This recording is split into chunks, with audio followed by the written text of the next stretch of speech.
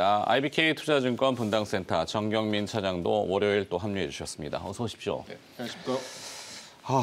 주말에 저희 이 멜균 TV는 방역을 강화하기 위해서 전체적으로 주기적으로 다 코로나 검사를 받는데 코로나 검사 받다가 이 감기가 온 건지 코로나는 음성이 나왔는데 감기에 지금 좀 약간 좀 제가 이 기관지 쪽이 어색하더라도 이해해 주세요. 그쪽으로 뭐 튈 일은 없을 거예요, 아마. 평소에 근데 기침을 워낙 많이 하셔서 그런가요? 예, 괜찮습니다. 네, 알겠습니다. 하여튼 말을 많이 하는 직업이다 보니까 조금 불편하시더라도 다른 이유는 없습니다. 네, 하여튼 자, 감기 조심하시고 환절기입니다. 오늘 일발 장전의 주제는 역시 심플 이즈 더 베스트, 영어 표현을 썼는데 단순한 게 최선이다 이렇게 표현입니다. 지금 수익률 곡선이라고 하는 금리 얘기들이 다 이슈죠. 제가 보는 지금 화면에 미국의 이제 일드 커브라고 하는 수익률 곡선이 있어요. 자, 이제 오른손을 좀 쓰겠습니다. 또. 네, 이렇게 화면에 좀 나오나요? 이렇게. 이게 원래 지금 금리 커브가 이렇게 서서 스티프닝 됐죠. 양복이 좀 검은색이라 그러는데 금리가 지금 주말이 이렇게 돼 버렸어요. 장기인 30년물은 잡혔는데 이쪽에 원먼스, 그러니까 1개월, 3개월, 6개월, 1년, 2년, 3년 이쪽 금리들이 지금 다 붙어버렸거든요. 그러면은 미국 연준의 생각은 이 수익률 커브를 약간 플래트닝하게 이렇게 평탄화시켜야 됩니다. 그러면은 어떻게 시키느냐, 이 단기 금리를 조금 올려버리면 돼요. 그러니까 여기를 잡아놓고. 그래서 채권왕인 레이 달리오가 표현한 바 미국이 연준이 장기 국채를 사주고 특히 10년짜리들을 사주고 단기 국채를 좀 매도해가지고 수익률을 평탄화시킨다. 그게 바로 이제 오퍼레이션 트위스트죠. 레이 달리오는 오퍼레이션 트위스트 해라. 그렇게 하지 않으면 시장이 놀랄 수도 있다. 이렇게 표현했기 때문에 자, 결론적으로는 그러면 이제 이 단기금리 쪽이 조금은 움직여야 되겠죠. 많이 움직이면 이게 정책금리 변하기 때문에 그건 또 안 되고 약간은 움직여줘야 되는데 그러면 금리는 전체적으로는 조금 들썩거리는 상승 추세. 이거는 변할 수가 없는 것 같습니다. 자, 그럼 여기에 맞는 투자 전략은 뭐냐. 아까 말씀드렸듯이 단순한 게 최고죠. 복잡하게 생각하면은 다 어려워져요. 그래서 그냥 단순하게 전략으로 금리 상승 시기에 교과서적인 투자는 은행주입니다. 은행주. 화면 보시죠.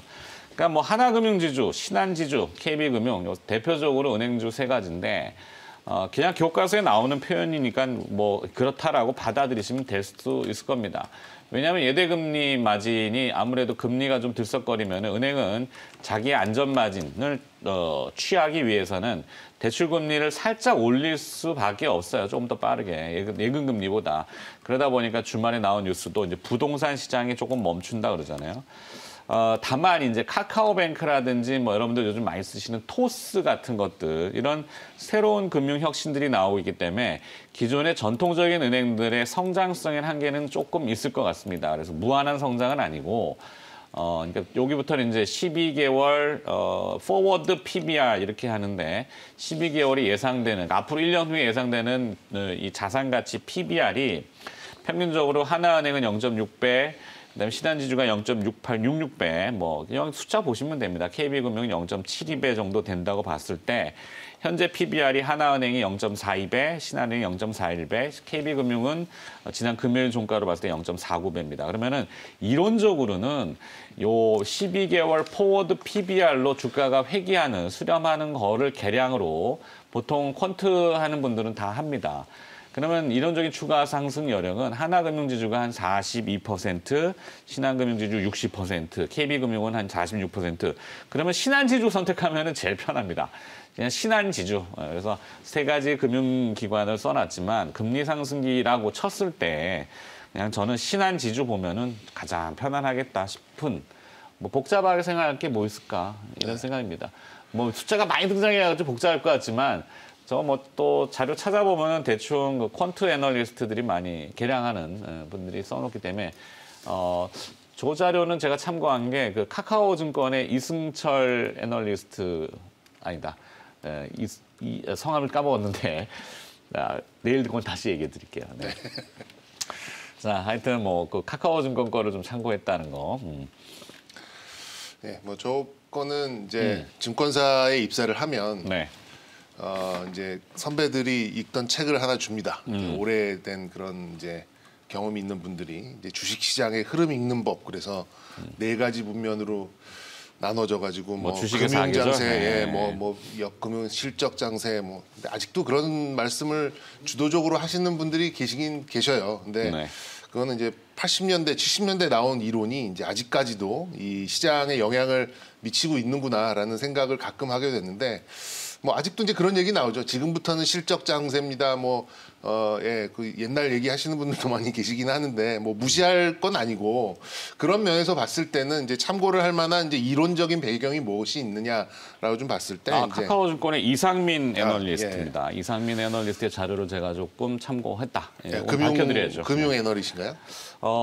투자 전략? 전략 내지는 퀀트, 그러니까 계량하시는 퀀트 쪽. 애널리스트인 것 같아요. 퀀트면은 지금 금융 쪽을 가장 좀 강하게 보는 거는 맞습니다. 그렇죠. 그래서 아까 좀 이렇게 방송 이렇게 시뮬레이션 하셨잖아요. 이게 저도 그림을 어디다가 저희가 이제 좀 이렇게 CG나 이렇게 해야 되는데 아침에 바로바로 하려니까 좀 어려워서 제가 이제 손을 이렇게 막 쓰고 좀 하는 거죠. 그러니까 그래도 좀 어색한가요? 저도 좀 해보려고. 네. 그래서 이제 팔이 길어야 돼요.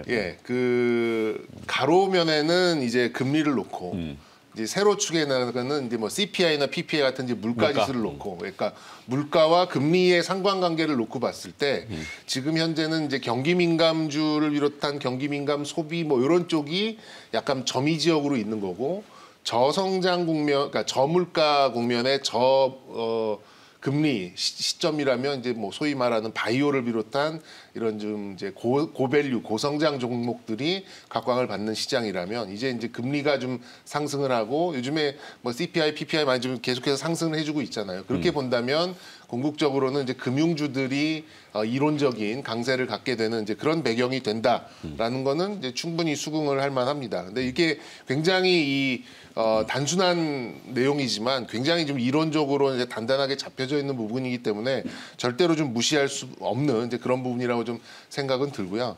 일단 이제 이 금융주들을 이제 조금 더 좀 넓혀서 봤을 때 이제 그렇게 본다면 이제 은행이나 손보, 그러니까 손해보험, 또 생명보험, 뭐 그다음에 이금융권 뭐 이렇게 좀 바라볼 수가 있는데 뭐 제 차트를 하나 좀 띄워주셨으면 좋겠어요. 자료 준비하신 게 있나 보죠. 그러니까 지금 제가 지금 보고 있는 제 HTS 화면에 보시면 네네네. 지금 이제 이 약간 이제 분홍색으로 좀 강하게 좀 나와 있는 게 이제 KB금융의 차트입니다. 그러니까 최근 주가 차트. 30일간의 이제 어떤 상승률의 좀 흐름이에요. 그러니까 최근 30거래일 동안에 KB금융이 한 18%가 지금 상승을 했었고, 그리고 생명보험으로 볼 수 있는 삼성생명이 각게 올라오다가 3월 중순부터 좀 꺾이는 모습이 나왔어요. 그래서 8.2%로 지금 기록을 하고 있고, 그리고 이제 손해보험에서 물론 삼성화재가 가장 큰 회사긴 합니다만 좀 이렇게 그래도 중견 업체를 좀 찾다 보니까 DB 손해보험이 지금 한 22% 정도 30거래일 동안 좀 상승을 했습니다. 그 중에 가장 많은 상승을 했었던 게 이제 이금융권 혹은 뭐 대부업체 이렇게 좀 분류를 할 수 있는 부분이 이제 리드코프라는 회사가 27%로 좀 가장 강한 좀 상승을 나타내고 있어요. 제가 왜 이걸 좀 말씀을 드리고 싶냐면 같은 금융기관입니다만 금리 상승의 민감도가 각자 좀 다를 수 있겠다라는 좀 생각이 좀 들어요. 그래서 가장 무난한 전략은 뭐 증권사도 있고 은행도 있고 보험도 있고 뭐 이금융권도 있고 카드도 있고 다 그냥 뭐 속된 말로 때려 박을 수 있는 그런 이제 금융 지주를 무난하게 가져갈 수 있는 방법도 한 가지 방법이라고 좀 생각이 들고, 그리고 이제 좀 중소형주 그리고 이런 또 주식을 좀 짧게 좀 강한 모멘텀을 좀 좋아하시는 분들은 그래도 금리 상승에 있어서 가장 강한 민감도를 갖고 있는 뭐 이금융권이나 또 대부업체를 나타낼 수 있는 리드코프 같은 종목들도 뭐 이런 이 물가와 또 금리 이런 상관관계로 좀 바라보실 수 있거든요. 근데 우리나라 이 국고채 3년 금리를 좀 보면 뭐 코픽스 지수까지 안 보더라도 이 그냥 금리에 좀 대표적으로 볼 수 있는 국고채 3년 금리를 본다 그러면 작년 말 기준으로 0.93 뭐 이 정도에서 지금 1.14 정도밖에 안 됐어요. 그러니까 우리나라는 미국 금리만큼 3년 만기 국고채 금리가 그렇게 빨리 올라오진 않았다라는 거죠. 10년이 따라가 버렸어요. 10년이 지금 국고 10년이 그렇죠. 2%를 넘었거든요. 네. 10년물 같은 기준은 비슷한 그런 궤적을 좀 보이고 있습니다. 그러면 단기물보다는 장기 금리가 이제 먼저 상승을 한다라는 것은 단기 금리가 이제 쫓아간다는 얘기고, 단기 금리가 쫓아간다라고 하는 것은 우리가 소위 말하는 이 대출을 받을 때 어떤 변동금리 이런 것들이 또 따라간다는 얘기가 좀 나오고 있는 거기 때문에 뭐 앵커께서 준비하신 요 내용에 조금 민감도로서 이제 접근을 하는 그런 방법론을 좀 찾자면 가장 무난한 방법은 역시 이제 금융지주 이런 은행이 들어있는 이런 쪽을 좀 바라보시면 될 것 같고 금리 상승에 대한 어떤 민감도를 본다 그러면 역시 좀 속된 말로 돈 장사를 하는 뭐 이런 좀 이금융권을 바라보시는 그런 매매도 저는 충분히 유효한 이제 그런 방법이 아닌가라는 좀 생각이 듭니다. 저 중에서 그러면 우리 줄입시다. 신한지주 앞에 놓고 그다음에 저는 리드코프를 붙이고 그리고 이제 은행 출신인 우리 김영민 매니저를 좀 뱅커 출신. 네. 한번 좀 기대가 됩니다. 퇴직한 지 좀 오래돼가지고요. 사실 뭐 은행원 출신으로 얘기하기 좀 그런데 어쨌든 제가 이제 생각하는 이제 은행 업종에 대한 전망을 말씀을 한번 드려보도록 하겠습니다. 이미 뭐 업황에 대한 부분들은 두 분께서 이제 워낙 잘 설명을 해주셨기 때문에 결국 이제 은행의 수익성은 사실 이제 이자 마진과 이제 비이자 마진 이 두 가지를 이제 구분을 해야 되는데. 이제 이자 마진 쪽은 이제 작년, 재작년 2년 동안에 그야말로 이제 초호황 사이클이었거든요. 왜 호황이었는지를 여러분들이 한번 생각해 보시면 작년에 뭐 동학 개미 열풍 때문에 주식 투자하시느라고 신용대출이 이제 급격하게 늘어났잖아요. 그 신용대출을 하면 당연히 이제 거기서 나오는 이제 이자 수익이 많이 좀 늘었을 거고 가장 결정적으로는 이제 부동산 가격이 이제 폭등을 하다 보니까 아무래도 이제 우리 이제 30대, 40대 분들이 연끌해가지고 주택 구매를 상당히 많이 하셨잖아요. 소위 말해서 이제 주담대라고 하는 이제 대출이 그야말로 폭증을 했기 때문에 작년, 재작년에는 그야말로 이제 은행권들이 이제 손 안 대고 코 풀었던 이제 그런 시점이었거든요. 근데 작년에 이제 주가 흐름을 보시면 뭐 은행주들이 썩 그렇게 좋은 흐름은 아니었어요. 사상 최대 실적이 이제 나왔는데도 불구하고 주가 흐름이 이제 그렇게 썩 좋지 않았다라는 거는 작년 뭐 시장의 분위기가 워낙 성장주들에 대한 특히나 이제 미국의 대형 이제 빅테크 기업들이 이제 주도한 성장주들의 시장이었기 때문에 은행주들은 이제 실적이 좋았음에도 불구하고 상대적으로 좀 많이 좀 소외됐었죠. 근데 이제 그러다가 이제 올해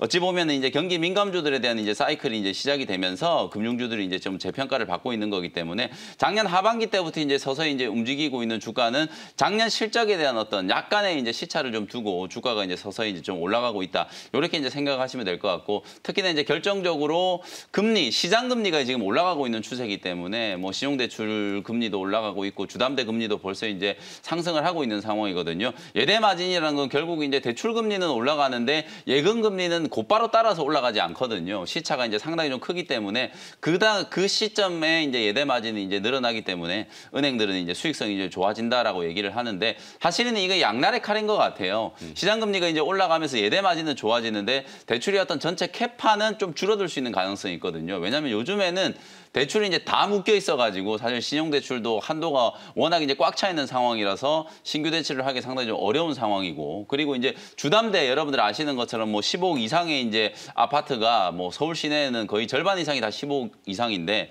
15억 이상에 대한 아파트는 아예 주담대가 이제 불가능하기 때문에 사실상 이제 신규 대출을 하는 거에 있어서는 약간의 이제 제한이 좀 있거든요. 이미 나가 있는 대출에 대한 이제 예대 마진이 이제 증가한다라는 부분이기 때문에 수익성은 좋아지지만 아까 이제 앵커께서 지적해 주셨던 것처럼 뭐 성장성에 대한 부분들은 분명히 이제 좀 의문부호가 있다. 그리고 요즘에 이제 나오는 뉴스들을 보면 1층에 요즘에 이제 건물주들이 가장 선호했던 이제 그 뭐라고 해야 될까요?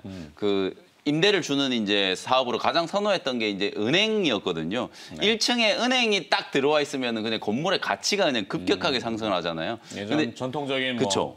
예전에는 그랬었는데 근데 요즘에는 1층에 은행을 지금 다 빼고 있대요. 네. 은행 창구를 이제 방문하는 분들이 그만큼 많이 이제 줄어들었다라고 하거든요. 말 그대로 이제 카카오뱅크라든지 뭐 토스라든지 K뱅크라든지 이런 이제 온라인 은행들이 워낙 공격적으로 지금 영업을 하고 있다 보니까 카카오뱅크의 이제 시가총액이 지금 장외에서 지금 30조 원을 넘어가고 있는 상황이거든요. 네. 오늘 아까 언급해 주셨던 토스도 지금 10조 원을 훌쩍 넘었어요. 그 정도로 이제 그 온라인 뱅크들이 많이 이제 전용 뱅크들이 선장을 좀 하다 보니까 아무래도 이제 전통적인 시각에서 KB금융, 뭐 신한지주, 그다음에 한국금융지주 이런 기업들이 중대한 이제 도전에 좀 직면해 있는 상황이거든요. 그래서 은행주들은 철저히 그냥 수익성적인 측면에서 여러분들이 좀 접근하시는 게 지금 시장 상황에서는 훨씬 좀 정확한 접근 방법이다라는 생각이 좀 들고요. KB금융, 그다음에 신한지주, 한국금융지주가 뭐 은행주들 중에서는 3대장이라고 볼 수 있는데 저는 이제 오늘 추가해드리고 싶은 게 이제 어쨌든 뭐 간판 은행주들은 여러분들이 이제 충분히 다 아실 거고 오히려 주가 아까 우리 차장님께서 주가 이제 상승 탄력을 이제 얘기하시면서 리드코프를 얘기하셨잖아요. 그래서 저는 이제 지방 이제 은행들 DGB 금융지주를 차트를 한번 보시면은 최근에 이제 주가 움직이는 게 뭐 KB금융, 한국금융지주보다도 훨씬 더 탄력적으로 아마 움직이고 있는 게 보이실 거예요. 지금 보시는 차트가 이제 DGB 금융지주의 차트거든요. 지방 은행들도 뭐 자산 가치 대비해서는 지금 현저하게 이제 저평가되어 있던 구간에서 서서히 이제 영업 마진이 이제 개선이 되고 있다라는 시그널들이 나오면서 뭐 DGB 금융지주라든지 그다음에 BNK 금융지주와 같은 이런 이제 지방 금융지주들이 상당히 지금 강하게 상승을 좀 하고 있다라는 거거든요. BNK 금융지주도 제가 뭐 이 시간에도 한번 소개를 좀 해드렸지만 BNK 금융지주도 신고가가 나타나고 있고 DGB 금융지주도 뭐 신고가가 나타나고 있는데 오늘은 DGB 금융지주 한 종목을 추가를 좀 해드려 보도록 하겠습니다. 네. 뭐 제가 금리 이슈권에 따라 갖고 은행 지주사를 한다고 꼭 똑같이 따라오실 필요는 없어요. 네. 그죠? 네. 뭐 나는 금리 이슈 필요 없어. 나는 성장주야 그래가지고 삼성전자 여기다 붙이셔도 되고. 삼성전자는 뭐 네. 그래야 된다는 얘기죠. 네네. 어떤 의도인지 알겠습니다. 네, 꼭 따라오자고 제가 이렇게 강요하는 건 아닙니다. 저의 생각이고 그냥 뭐 복잡하게 생각하다가 뭐 보니까 저렇게 된 거고. 근데 이제 금리가 어떤 수순으로 움직이느냐에 따라서는 또 얘기가 달라질 수 있어요. 금리가 또 너무 가파르게 쏟거나 어느 순간 넘어가면 분명히 연체율이 또 올라오겠죠. 그 연체율이 올라오면은 은행 금융사들은 이제 무수익 여신이라는 게 증가하고 그럼 뭐 NIM이라고 하는 것도 떨어지고 이러면은 이제 금융사들은 그때부터 또 다시 발려야 되는 그런 타이밍이 있기 때문에 하여튼 초기에 지금 금리 상승기는 저렇게 좀 보자라고 했고 34분.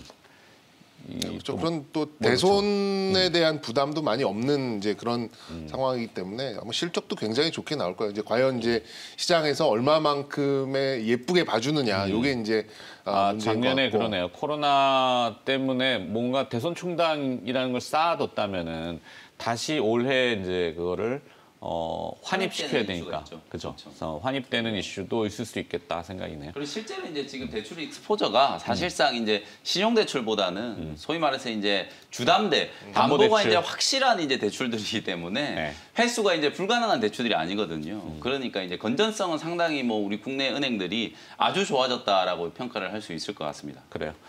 자, 뭐 해외 주말에 뉴욕에는 이제 금융주들의 주가가 좀 떨어진 거는 앞서 이제 그 SLR이라고 하는 뭐 용어는 좀 어렵지만 그 이슈가 있어서 다시 또 이제 그 위험 비율을 줄여야 되는 요건이 되는 건 관계로 은행주들의 주가가 조금 밀렸지만 국내에는 또 얘기가 다르기 때문에 또 뭐 하실 얘기는 네, 뭐 이렇게 해도 뭐 조 단위로 뭐 이익을 쌓아가고 뭐 또 저기 배당까지도 뭐 충분히 좀 물론 이제 국가에서 좀 배당을 조절하라라는 그런 얘기는 왜 했는지 모르겠습니다. 하여튼 뭐 그런 이슈도 사실 은행주는 가장 무난한 그런 선택지가 아닌가라는 생각이 좀 들고요. 그리고 금융지주 같은 경우는 말씀드린 대로 이것저것 다 있잖아요. 그런데 또 뭐 대출이나 또 한번 받으러 가면 막 빨대 꼽혀 나오잖아요. 이것도 해주세요, 저것도 해주세요, 카드 해주세요, 방카 해주세요, 뭐 해주잖아요. 그러니까 이제 그만큼 그런 거 요즘 없어요. 없지 않나요? 있습니다. 예. 없을 수가 없어요. 대한민국에. 그 양건예금이라고 예전에 꺾기 이런 거는 그런 건 없어졌죠. 그건 없어졌는데 이제 금리를 좀 깎아주는 이제 이런 혜택을 주면서 모두 해주시고 그걸 다 하게 됩니다. 그러면 이 금융지주 같은 경우에는 다 수익성으로 연결되는 거기 때문에 그런 거 조금 기분이 어떨지 모르겠지만 어떤 주주의 입장에서 봤을 때는 그게 다 수익성이거든요. 그런 것들 감안해 보면 말씀드린 대로 가장 무난한 선택지가 될 수 있겠다라는 것도 좀 말씀드리겠습니다. 알겠습니다. 김 매니저는 이제 오늘 또 마무리해 주시고 또 이벤트는 오늘 오후 4시에 이제 무료 공개 방송 진행해 드릴 거거든요. 네. 이번 주도 뭐 금리 이슈가 아마 시장이 좀 가장 좀 뜨거운 이슈가 아닐까라는 생각이 좀 들고요. 아까 제가 서두에 말씀드렸던 것처럼 바이든 대통령의 또 공식적인 또 기자회견 자리에서 또 어떤 얘기들을 하실지도 좀 증시에 영향을 좀 미칠 수 있을 만한 또 미중 간의 갈등에 대한 코멘트도 분명히 좀 나올 걸로 보여지기 때문에 주목을 한번 해보시면 좋을 것 같고요. 장 끝나고 오후 4시에 오늘 무료 공개 방송 또 진행을 해드리면서 이번 주 시장 전략 세워드리도록 할 테니까요. 온라인 공개 방송도 많은 참여 부탁드리도록 하겠습니다. 네. 자, 종목 키워드와 그다음에 일발 장전까지 MBN골드 김영민 매니저였습니다. 고맙습니다. 네, 감사합니다.